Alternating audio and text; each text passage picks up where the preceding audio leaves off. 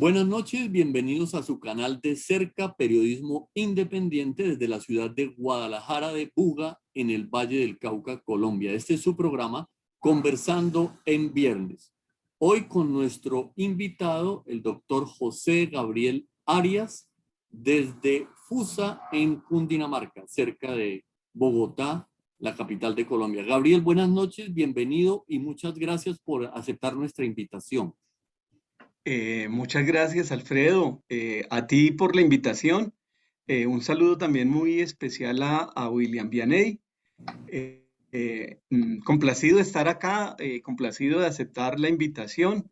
Y bueno, un saludo muy especial a todas las personas que están conectadas en este momento, a quienes nos ven en directo, a quienes nos escuchan y quienes nos van a ver posteriormente a través de estos medios del ciberespacio. Sí, señor, muchas gracias. Con Gabriel vamos a conversar sobre un tema muy interesante y de mucha actualidad, que es la justicia transicional y todo lo que en este momento en Colombia fue producto de los acuerdos de paz de La Habana, la Jurisdicción Especial de Paz y la Comisión de la Verdad. Pero antes, pues, a petición de nuestro director, tenemos hoy el día 301 y la cita del doctor Mario Alonso Puig desde Cataluña. Dice el doctor Puig: acuérdate que muchas veces hacen falta tan solo 5 segundos de coraje sostenido para que no se te escape una oportunidad. Bueno, entonces, como siempre, Gabriel, una breve presentación tuya, como tus datos biográficos, tus estudios, tu experiencia de trabajo y cómo llegaste a estos temas de la justicia transicional, de los derechos humanos, etcétera. Bueno, primero que todo, quiero aprovechar, como dice el doctor Mario Puig, aprovechar esta oportunidad, porque creo que es un espacio muy valioso el poder utilizar estos instrumentos para compartir y comentar algunas ideas que sin duda alguna son de mucha actualidad para el país. Eh, Todos y todas en el país tenemos que ver con el tema transicional, porque es un tema que, que tiene un contenido hondamente político, jurídico también, pero que tiene que ver justamente con una forma de reconstruirnos como sociedad. Entonces, es un tema de mucha actualidad, de mucha complejidad y vamos a tratar de abordarlo con un lenguaje sencillo para que sea comprensible, porque a veces los abogados tenemos esos hierros de utilizar unos términos poco comprensibles. Eh, con relación a tu primera inquietud, Alfredo, pues soy un abogado que lleva cerca de 40 años de estar trabajando en el ámbito de los derechos humanos. Digo trabajando entre comillas porque para mí es una vocación de vida, no es un trabajo, es una apuesta de vida, es una postura ética que asumí hace mucho tiempo de ayudar a construir un poquito o de aportar mejor un poquito a la construcción de este país. Aportar desde una mirada ética, política, jurídica, que son los derechos humanos, a la reconstrucción de nuestra sociedad. Eh, por cosas del destino me hice abogado, eh, pero me especialicé, entre comillas, en derechos humanos. El término no me gusta, pero sí he trabajado toda mi vida en el ámbito de los derechos humanos. Eh, Perdón, Comencé, Gabriel, ¿en qué universidad terminaste Derecho? yo terminé en la Universidad Libre, la Cátedra Libre, que De todavía Colombia. se pregonaba en Bogotá en los años 80. Eh, y desde ahí, bueno, años atrás había conocido al sacerdote jesuita Javier Giraldo Ujú. y estando en la universidad, todavía sin graduarme, empecé a acompañarlo en los esfuerzos que él ha venido haciendo desde hace mucho tiempo, muchas décadas, por los derechos humanos en Colombia. Sin duda alguna es un ícono de los derechos humanos en Colombia. Perdona, Y y más conocido y reconocido en el exterior que dentro de Colombia. sí, sí, sí, sí, incluso algunos premios Nobel de paz han propuesto y le han sugerido a muchas personas, pero él se ha negado a que lo postulen eh, eh, para el Premio Nobel de Paz, pero él es ajeno a todo tipo de reconocimientos públicos y de esa índole, entonces sigue haciendo un trabajo muy silencioso, pero muy valioso por los derechos humanos en el país. Entonces tengo la fortuna de haber conocido a Javier Giraldo desde los años 80. Hacia finales de los años 80 eh, se realiza en Colombia la primera sesión del Tribunal Permanente de los Pueblos, un tribunal que surgió con ocasión o con fundamento en la Declaración de Argel de los Derechos de los Pueblos. Ujú. Y en Colombia un grupo de activistas de derechos humanos empezamos a trabajar, ya Javier Giraldo lo venía haciendo con Eduardo Maña, el maestro, Luna, con Eduardo Maña Mendoza, el hijo, y otros defensores de derechos humanos. Y empezamos a trabajar y a hacer un acompañamiento a los esfuerzos de estos grandes personajes defensores de derechos humanos hacia finales de los 80. Y se hizo un primer esfuerzo y se hizo el tribunal, una sesión del tribunal en el año 89, si mal no recuerdo. En todo caso, todavía estábamos antes de la constitución del 91 y desde ahí me vinculé a trabajar con el padre Javier Giraldo. Luego ya me vinculé formalmente eh, como abogado eh, a su trabajo en la Comisión Intercongregacional de Justicia y Paz, un esfuerzo de comunidades religiosas Ujú. en Colombia. Y dentro de esas comunidades religiosas y su proyecto pastoral, pues tenían una línea de trabajo por los derechos humanos, algo similar a lo que se había hecho un poco en Chile. Mm, y empiezo ya a trabajar como abogado, acompañando los esfuerzos del padre Javier Giraldo. Recuerdo de manera muy particular que hacia finales de los 80 vino una masacre que causó mucho dolor en nuestro país, que todavía la recordamos con mucho dolor eh, y que rechazamos a todos sus perpetradores, que fue la masacre de Trujillo, ahí en el departamento del Valle del Cauca. Mm, Mm. Y fue tal vez de mis primeros trabajos ayudarle a Javier a presentar los casos en esa época todavía no había Fiscalía General de la Nación, existían los jueces de instrucción criminal. Llevamos esos casos ante los jueces, ante la Procuraduría General. Se iniciaba en esa época la Oficina de Investigaciones Especiales de la Procuraduría General de la Nación para investigar disciplinariamente a los funcionarios comprometidos con violaciones y con infracciones graves al derecho internacional humanitario. Y presentamos el caso ante la Comisión Interamericana de Derechos Humanos. Eh, una primera, digamos, tanda de hechos, 53 hechos con más de 104 víctimas de homicidio, de tortura, de desaparición.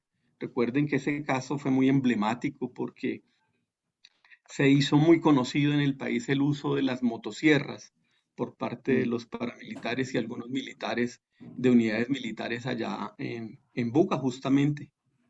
Sí, señor.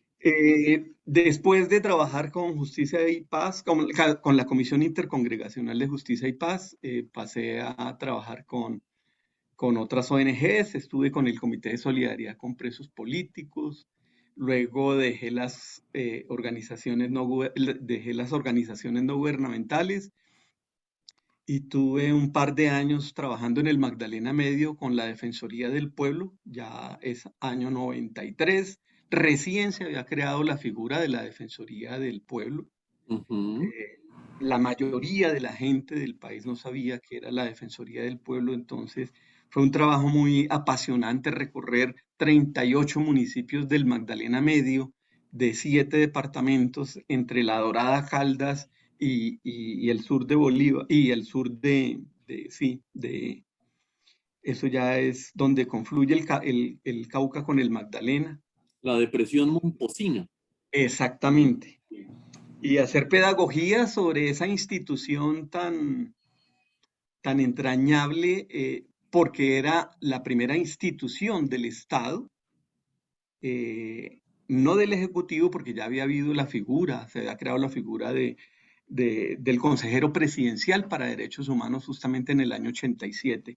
Esto ya tenía un orden constitucional creado por la Constitución del 91 y desarrollado mediante la Ley 24 del año 92. Entonces, era hablar ya de derechos humanos desde el Estado. Y hago énfasis en esto porque era en ese momento muy importante. Todavía hablar de derechos humanos desde los años 70 y los 80 era hablar de un lenguaje subversivo, era enarbolar Mm. banderas de grupos subversivos y era rechazado por la misma institucionalidad, por muchos funcionarios del establecimiento hablar de derechos humanos. Cuando ya se promulga la Constitución del 91, hay un capítulo grandísimo de derechos fundamentales, se crea la figura del defensor del pueblo, ya las mismas instituciones, como las fuerzas militares, empiezan a hablar de derechos humanos. Y eso tiene un cambio radical muy grande en el país, porque antes hablar de derechos humanos era ser mirado con la lupa de guerrillero, de O subversivo. era un discurso de izquierda solamente. Exactamente. Eso hizo un cambio en el imaginario y en la institucionalidad, en la forma de comportarse, porque el mismo Estado, las mismas instituciones del Estado empezaron a hablar de derechos humanos. Y crearon al interior de las fuerzas militares unidades dedicadas a hacerle seguimiento a las quejas por violación de derechos humanos. Después del Magdalena Medio, ahí voy a acelerar un poquito porque no me quiero quedar solamente en este recuento. Sí, Eh, tranquilo, tranquilo, regreso, dale. regreso a Bogotá, sigo con la Defensoría del Pueblo un par de años. Viene el año 97, se promulga la ley, la primera ley para atender a la población desplazada. Recordemos que entre el 94, 95, 96 se dan muchas masacres en el país que originan grandes desplazamientos masivos a lo largo y ancho del territorio. Llega una oficina de la ACNUR que atendían desde Venezuela y llegan aquí a Colombia y empieza a hablarse ya de la atención a la población desplazada. Eh, Estando dentro de la Defensoría del Pueblo, propusimos crear una dependencia dentro de la institución que atendiera exclusivamente a la población desplazada. Ujú. Después de pasar por la Defensoría, paso un tiempo a trabajar con un convenio con el ACNUR, una oficina del Alto Comisionado de Naciones Unidas para los Refugiados, que recién había llegado a Colombia y estaba atendiendo el tema del desplazamiento forzado. Y luego ya en el 2001 empiezo como el periplo por Naciones Unidas, la Oficina de Derechos Humanos en Colombia, que se había creado en el año 97, había llegado en abril del 97 a Colombia. Y ahí empecé a trabajar en el primer proyecto, que fue capacitar a personeros municipales sobre derechos humanos, derecho internacional humanitario, sistema universal de derechos humanos, sistema regional, en fin, todos estos temas.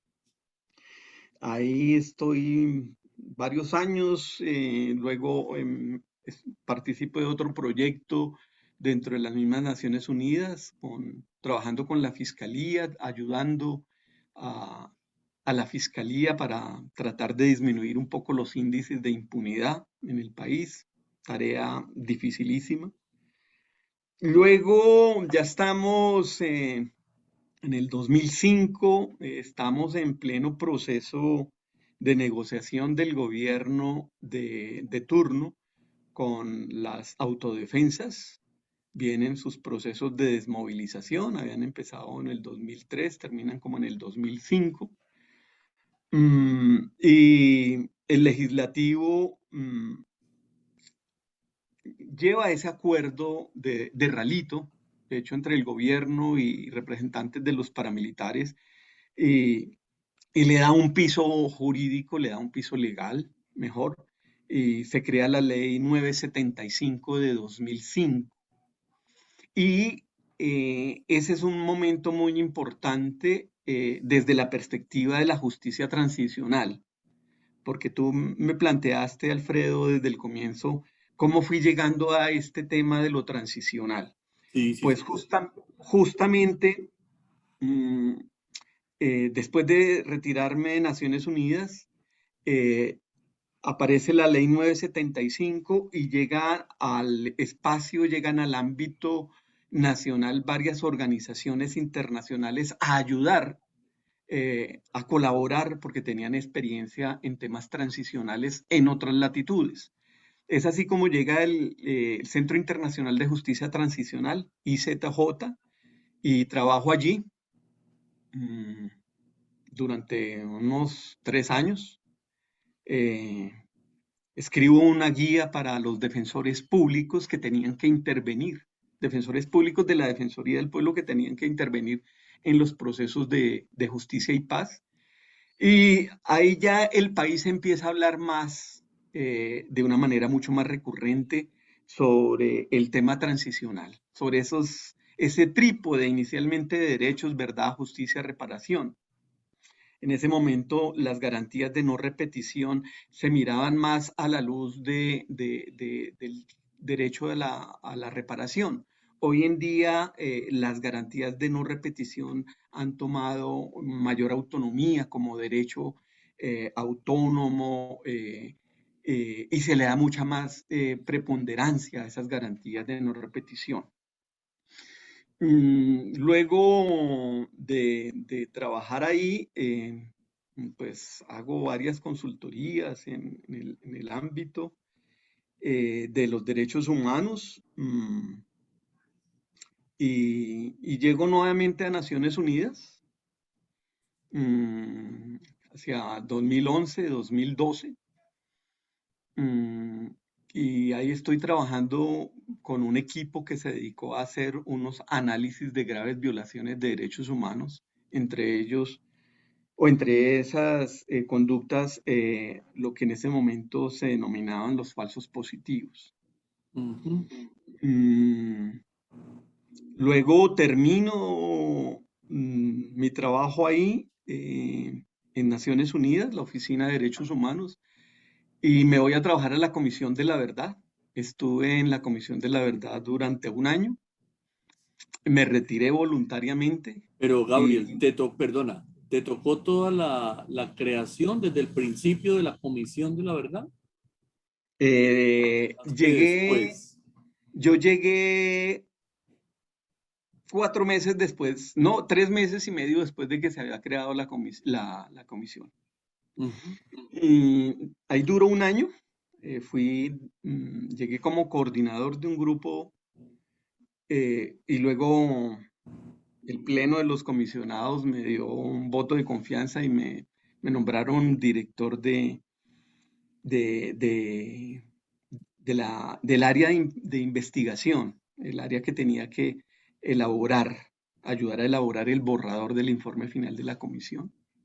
Ujú. Pero por razones múltiples me retiro y paso luego a trabajar a la unidad de búsqueda de personas dadas por desaparecidas, que también hace parte del sistema integral de verdad, justicia y reparación, es decir, de ese otro mecanismo de justicia transicional que tenemos, porque tenemos dos, el de la 975 para los paramilitares y el de, eh, el de la Ley de Justicia y Paz emanado de los acuerdos de La Habana, suscritos en el 2016, Ujú. y que crearon el sistema integral de verdad, justicia y reparación con tres grandes mecanismos. la Jurisdicción Especial para la Paz, la JEP, la Comisión de la Verdad y la Unidad de Búsqueda. Esos tres mecanismos, más Correcto. las dos medidas de reparación y garantías de no repetición, integran y conforman ese sistema integral de justicia transicional luego de la desmovilización del grupo de las FARC, pero también aplicable a agentes del Estado Ya. comprometidos con violaciones de derechos humanos. Entonces, digamos que ese ha sido el recorrido grande y por eso poco a poco me fui metiendo en ese ámbito, lo que llaman la justicia transicional, que no es muy inaccesible. Lo que pasa es Ujú. que a veces algunos técnicos La complican. complejizan Sí, los conceptos y pareciera un poco difuso, embolatado, pero podemos hablar más adelante de ello y tratamos de comentarlo de una manera muy bueno, sencilla para la pero comprensión. como para los televidentes, Gabriel, tratemos de clarificar ese punto que tanto molesta a la gente de pensamiento muy conservador o de las extremas derechas de este país y de cualquier parte del mundo, que como son producto de un acuerdo de paz, esos mecanismos de justicia transicional garantizan impunidad, según ellos, para esos actores del conflicto armado. Entonces, ¿dónde está la penalización? ¿Dónde está el castigo? ¿Por qué no están en la cárcel? ¿Y por qué incluso dicen ellos, dentro de su mentalidad, que se les da curules en el Congreso sin haber pagado un solo día de cárcel? Estoy haciendo de abogado del diablo, ¿no? Entonces, ¿por Y qué lo haces muy bien. eso? Felicitaciones. Eh, Alfredo, es que estás tocando muchos temas Sí, con una sola mirada que me estás planteando. Mm, ya. Estás tocando tema de impunidad, pero estás también tocando un tema político y obviamente el tema jurídico. Mm, Yo quisiera, para nuestros escuchas, nuestros televidentes y todas las personas que nos van a ver después Sí, a través de estos medios virtuales, tratar de graficar un poquito la situación, porque decir justicia transicional suena a veces un poco abstracto. Mire, ese es un tema, primero que todo, que no es propio de Colombia, ¿no? Eso es un tema que se ha recogido de otras experiencias emanadas de situaciones que han vivido otros países, por ejemplo, en el cono sur de África o en la parte sur de Sudamérica. Eh, sí. Irlanda del Norte, ¿sí? sí, O y en sea, Europa. estos mecanismos surgen a partir de acuerdos para terminar procesos de guerras civiles, ¿no? Sí, conflictos Conflictos internos. armados, claro. O también, o también estados hegemónicos en donde ha habido expresiones omnímodas de poder y abusos de poder. Cuando las dictaduras militares se tomaron buenas partes del área americana El cono y sur, todo el del cono cono sur, sur ¿sí? se produjeron muchas violaciones, muchas infracciones. La primera referencia que tenemos en Sudamérica es el tema de los desaparecidos en Argentina y la comisión que se crea para buscar a las personas desaparecidas. Ujú. Eh, eh, y en Argentina, pero igual en Chile, igual en Bolivia, Uruguay, Uruguay, Brasil, Brasil, en Brasil, distintas partes. Es decir, que no estamos hablando de una experiencia que solamente se ha dado en el país o que solamente tenemos acá, que también se ha dado en otras latitudes. Pero el rasgo fundamental es que son países que han tenido conflictos internos y que tratan de solucionarlos a través del diálogo y hacen unos acuerdos políticos, pero que tienen unos efectos jurídicos. y tienen unos efectos sociales y políticos también.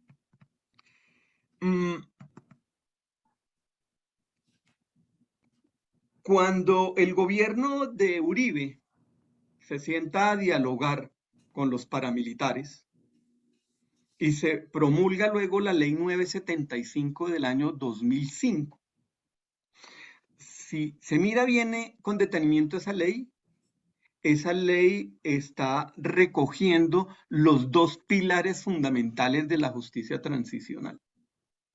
Esos dos pilares, digamos que son el hilo conductor y común denominador de los procesos de transición en las distintas esferas, son, por un lado, la rendición de cuentas. Es decir, que los perpetradores y quienes estuvieron involucrados en violaciones y graves infracciones al derecho humanitario, pues rindan cuentas tanto a las víctimas como a la sociedad sobre lo que hicieron, quiénes estuvieron haciéndolo, quiénes estuvieron detrás de manera invisible y quiénes fueron los perpetradores. Los financiadores, por ejemplo, los financiadores de grupos de ultraderecha. ¿Quién les dio la platita? ¿Quién les dio las armas? Los hombres de atrás, los que mueven los hilos dentro de las guerras y las confrontaciones.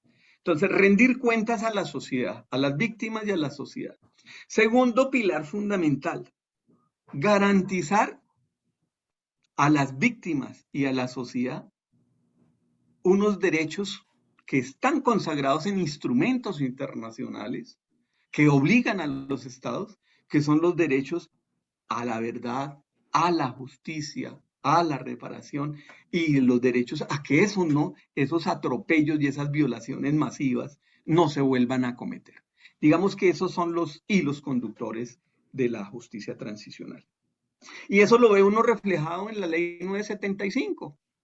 Los paramilitares que aceptaron desmovilizarse y que decidieron postularse al proceso de justicia y paz, dijeron, aceptamos, y los requisitos de la 975 les decían, ustedes tienen que decir verdad, entregar los bienes para efectos de reparación, garantizar la reparación a las víctimas y someterse a la justicia. Ahí encontramos ese trípode de verdad, justicia y reparación. Es decir, el primer escenario de justicia transicional que nosotros tenemos en Colombia es el de la 975, con los paramilitares. Hubo procesos de desmovilización anteriores de grupos que se armaron y que estuvieron alzados en armas, sí. El Quintín Lame, el M-19, el EPL, en fin. Pero hubo entrega de armas, pero no hubo compromiso de aportar a la verdad de lo que había sucedido, de garantizar a las víctimas reparaciones ni nada. Sencillamente hubo unas especies de amnistías y de indultos, y dentro del marco de unas potestades de búsqueda de paz de los gobiernos, pues entregaron las armas y luego tuvieron espacio en el Congreso. Recordemos que varios miembros del EPL terminaron en el Congreso. ¿Qué sucede? Y ahí es donde entro un poco más al fondo de la pregunta que tú planteas. ¿Por qué la extrema derecha va en contra de esos procesos? Porque generan impunidad.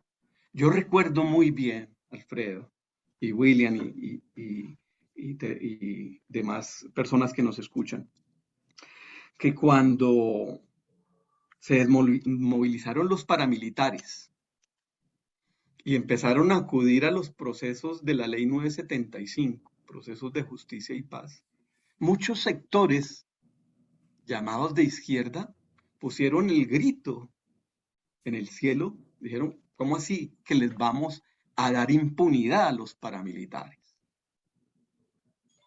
Fíjate el contenido político de una postura.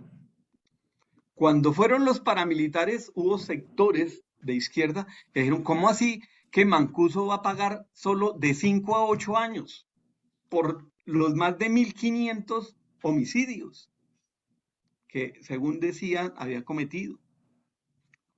Es absurdo. Y muchos no estuvieron de acuerdo con ese proceso, pero es un proceso transicional. Incluso está vigente, Alfredo. Ese proceso de justicia y paz sigue todavía desde el año 2005 hasta ahora y con unos costos altísimos para el país.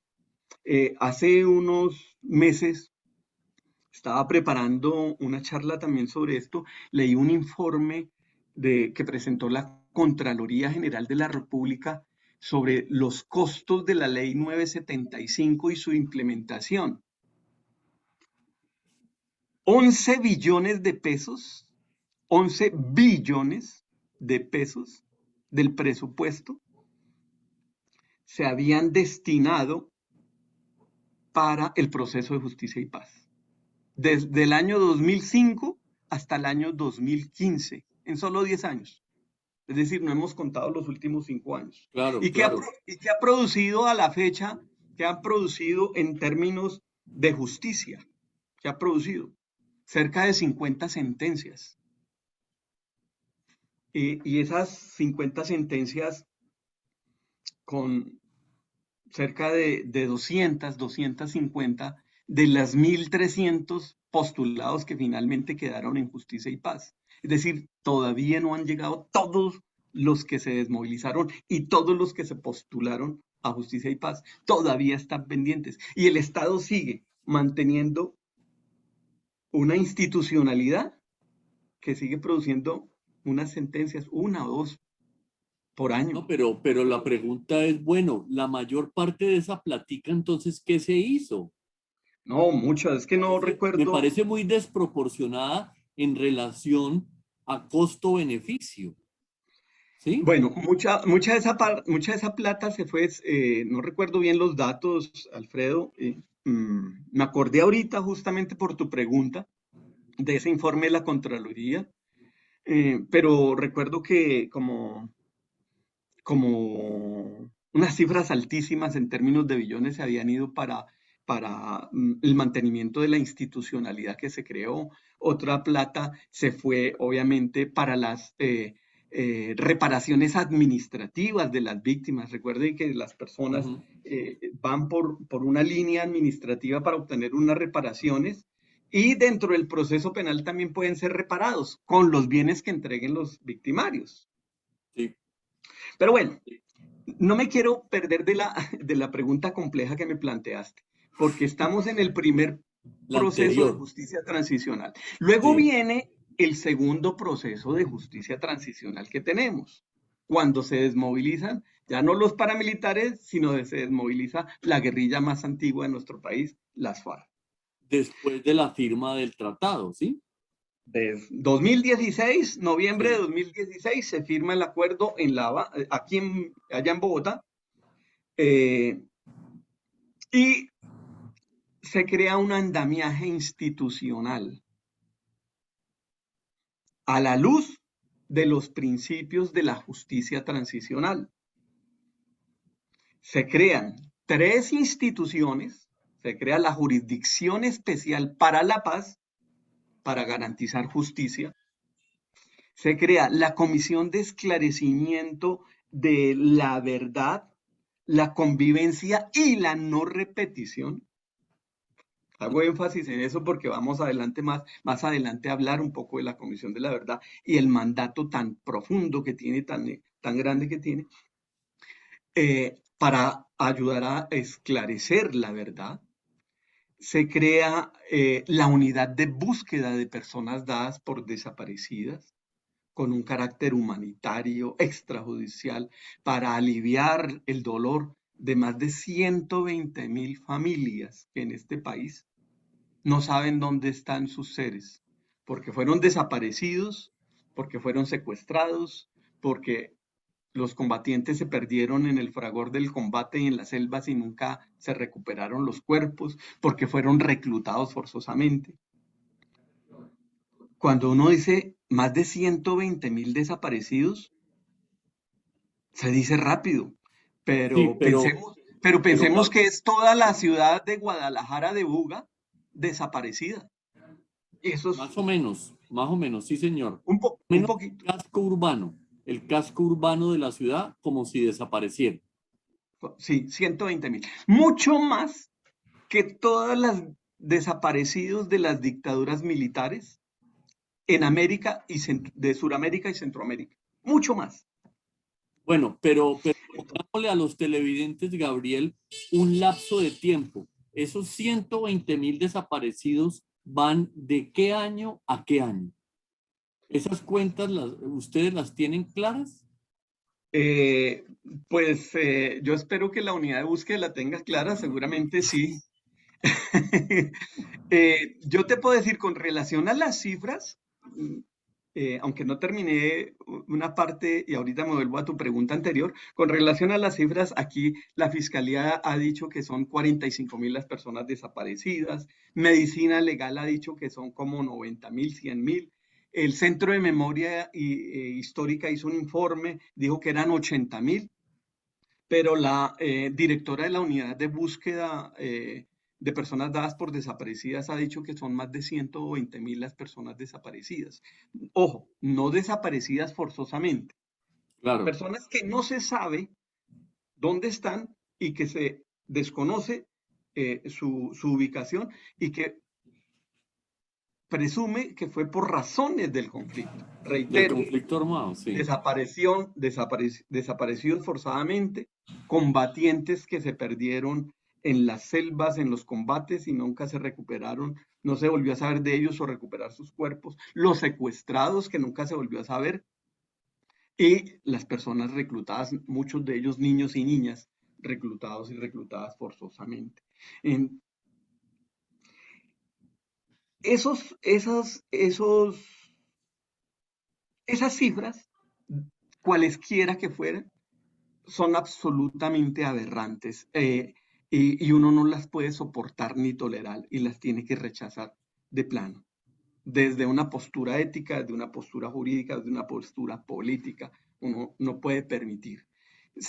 Y además que es una conducta que permanece, se perpetúa en las movilizaciones y en las marchas del año pasado y de este año, cerca de 200 personas fueron desaparecidas. Y uno dice, pero ¿cómo seguimos viviendo ese Seguimos drama de contando. la desaparición Sí, y sobre todo de la desaparición forzada? Pero bueno, entonces quiero volver a terminar la pregunta anterior, el listo. tema de impunidad. A los paramilitares les dijeron, si ustedes se entregan las armas, se desmovilizan, aportan verdad, ayudan a la reparación de las víctimas, tendrán penas de 5 a 8 años. A la guerrilla y a los agentes del Estado comprometidos con violaciones de derechos humanos le dijeron lo mismo. Si ustedes aportan verdad, ayudan a la reparación, se comprometen a no volver a cometer esas conductas, ayudar a garantizar la no repetición, les vamos a dar penas, sanciones. Ahí no estamos hablando de penas porque cuando haya tiempo hablamos un poco la diferencia entre la justicia restaurativa y la retributiva. Unas sanciones que van de 5 a 8 años, pero no de cárcel. En algunas circunstancias son 5 a 8 años, sí de cárcel, y en otras circunstancias son de 15 a 20 años, aquellas personas que no se someten, sino que las investigan y las vencen en juicio, les pueden dar de 15 a 20 años de prisión. Mm. Pensemos en guerrilleros que mantuvieron a personas secuestradas, retenidas en la selva durante 12, 15 años, que les den una pena no privativa de la libertad, solo restricción de 5 a 8 años. Eso genera en un sector de la sociedad un rechazo. ¿Cómo les van a dar 5 a 8 años de cárcel en el mejor de los casos? Sí, tuvieron 15 años a una persona retenida en la selva. No hay ahí ningún equilibrio. Pero pensemos también en los agentes del Estado comprometidos con ejecuciones extrajudiciales, que no solamente mataron a uno, a dos, a tres, sino a 50, a 100, y que hicieron unos planes macabros para trasladar a unos jóvenes de unos lugares a otros y matarlos con sevicia, y que estaban siendo procesados por la Fiscalía General de la Nación y podían llegar apenas hasta de 60 años, como ya había sido condenado un general, un coronel de la República, del Ejército, Ujú. 60 años. Ese coronel se va a Justicia y Paz, se aporta verdad, ayuda a la reparación, se compromete a no volver a cometer esas, puede cambiar esa pena de 60 años por una de 5 a 8 años. Y entonces uno dice, un momentico, ¿cómo?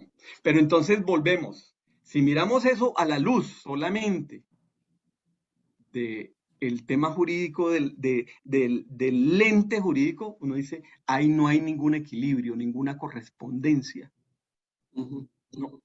Pero si lo miramos a la luz de lo político, de lo social, tenemos que reconocer que se desmovilizaron cerca de 13.000 paramilitares, no fueron tantos como 30.000, como dije, eran como unos 13.000 paramilitares que se desmovilizaron, aunque muchos de esos quedaron y siguen operando. Y se desmovilizaron cerca de 9.000 guerrilleros, aunque algunos de esos siguen operando en esas disidencias. Bueno, De perdóname, Gabriel, que te corte aquí porque el tiempo aquí es nuestro peor enemigo. Entonces, yo te invitaría para que hiciéramos un programa, ya sea en finales de noviembre o comienzos del mes de diciembre, ¿sí? Para, para terminar, pues, muchos de los temas que hemos empezado. ¿Sí? ¿Cómo te parece? Sí, sí, Alfredo. Tocaría, es que tocaría. Sí, porque yo me quedo con una deuda moral con los televidentes, con quienes nos escuchan en este momento, nos ven y quienes nos van a seguir más adelante, porque estamos Sí, empezando a hablar hasta ahora de lo transicional. Y me gustaría que pudiéramos, así sea de una manera muy sucinta, hablar de cada uno de esos tres sí, mecanismos, de correcto, lo que claro, hace, de sus claro, es que mandatos y de lo que podemos esperar como sociedad al término de estos dos procesos sí. transicionales. El de la 975 para los paramilitares y el del Acuerdo de La Habana para guerrilleros y agentes del Estado. Bueno, este ha sido su programa Conversando en Viernes aquí en el canal de Cerca, Periodismo Independiente y Crítico. Hoy nos ha acompañado el doctor José Gabriel Arias Cuervo desde Fusa, Hernández, Cundinamarca. Ah, perdón, Arias Hernández. Gracias, Gabriel. con todo gusto, A Alfredo. terminar con esta frase como para que dejar un pensamiento en nuestros televidentes. Y la decía Gandhi. Dice, el perdón y la reconciliación no van a cambiar el pasado, pero pueden ser determinantes en el presente y el futuro. Sí, señor. Tiene que, tiene que ver con la filosofía que entraña lo transicional. Sí, señor. Bueno, Gabriel, muchísimas gracias por acompañarnos. A ti, Alfredo, un saludo muy especial, un abrazo y lo mismo para William. Con mucho gusto. Para todos y para todas, una feliz noche y sigan pendientes de nuestro canal, suscríbanse a él y aquí estamos en Guadalajara de Google, canal de Cerca, Periodismo Independiente. Una feliz noche. Feliz fin de semana.